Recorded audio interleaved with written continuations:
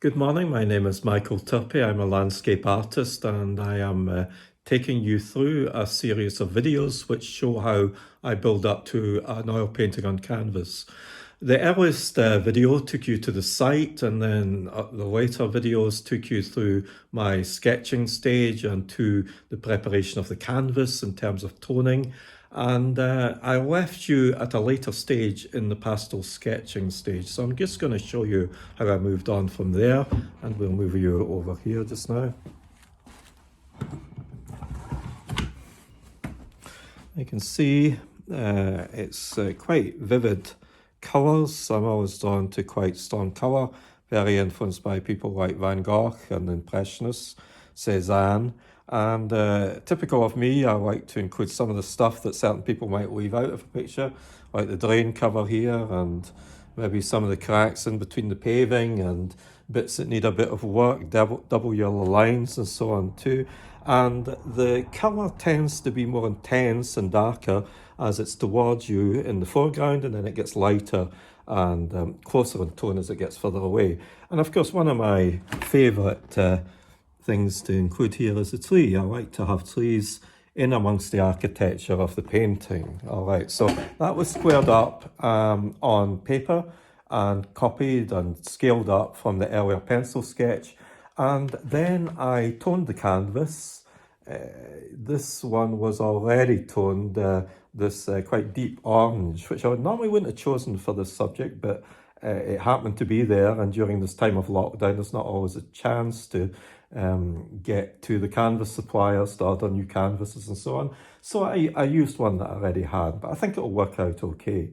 Now, the way of working is copying the squares which exist in pencil in the pastel sketch here, copying them, making this canvas and the paper the same size so that you can transfer the image from here onto here in a very linear way to begin with, using very thin down oil paint. Now, it is a tradition that the masters from about 16th century Italy, Renaissance, people like Van Gogh and Raphael and Titian, people like that, if they were actually using oil, they would start off very thin and they would work it up quite thickly as they moved on. And also you would be moving from dark through to light. So some of the final touches of the oil paint would be quite light colours, which is kind of the reverse when you're working in watercolour, which would be from light to dark. But anyway, I'll show you what my palette arrangement is here. I've got this palette, which is a piece of hardboard, and it is painted white, and it's just quite a nice surface for mixing. And you can see the colours that I'm using for the drawing stage, which is this one here, it's burnt sienna, and the other one is cerulean blue, and a mixture of them. Now, the type of thinner I would use for that would be this turpentine. This is a fine distilled spirit of turpentine to mix the paint. But actually, when I'm cleaning my brushes, I wouldn't use that. It's a bit of a waste, it's quite expensive. So I would use this here, which is the white spirit, which is good for cleaning brushes. And to keep myself right here, I would have the distilled spirit of, well, distilled turpentine for mixing in here, this small container, and this different shaped container for the white spirit, so we don't get them mixed up. All right. The type of paint brushes I'd use for this would be Proline, which is a kind of synthetic copy of a sable brush. Sable is really expensive, but I find these are just as good.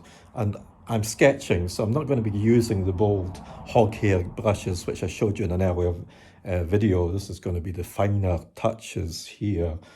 So my paint mixtures, take us down, see if we can show you that here. They're just here.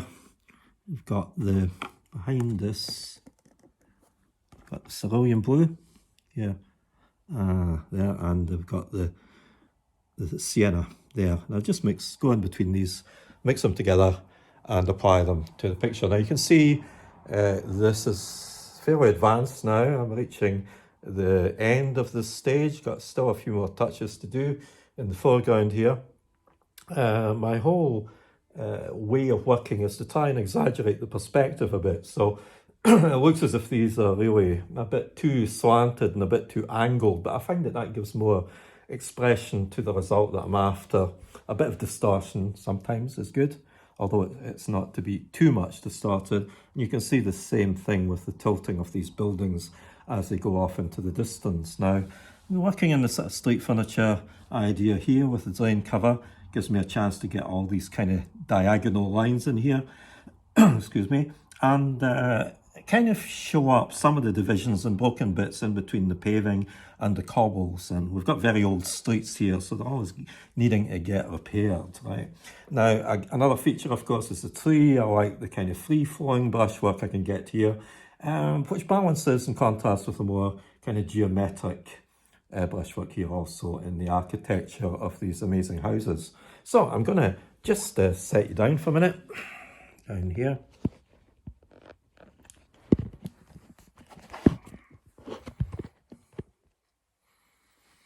And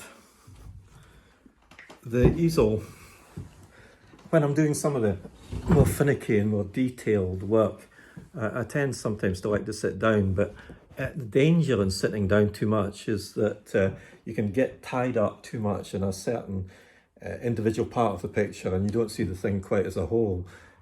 Also, I quite like to stand if I'm actually applying the paint in broad strokes, because you can use more the end of the paintbrush, but here at this stage it's a case of getting some of the finer detail. You can also angle, you know, if you're going to find that's going to suit you. If you're maybe working in a bit more up here, you might want to angle it too. Okay.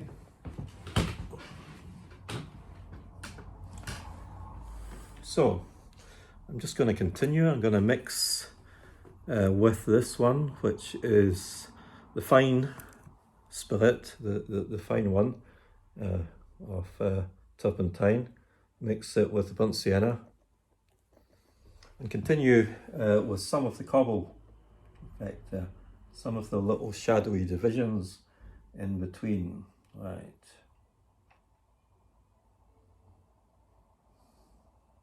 I like to put figures in my pictures, but in this case I'm not very sure, because at the moment it's quite quiet, all sort of areas around, because of the social distancing and so on. So I haven't really quite made up my mind about this, whether I will include figures, but at this stage it's quite flexible.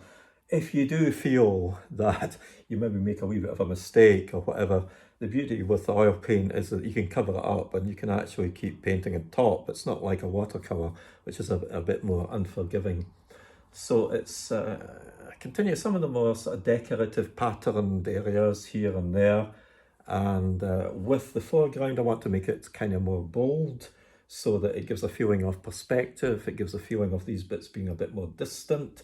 But of course, I want to embolden this bit more, because this is my kind of focus of the composition, is going to be St. Vincent's Chapel and the little disappearing roadway going into the distance with these smaller houses down the back here, sort of mews houses as we call them. So it's quite delicate, it's quite thin, the paint here. So anyway, I'll just finish at that point today. I'm not finishing when I leave you. I'm going to keep working on this, and I'll see you next time. So all the best. Thank you for watching. Bye.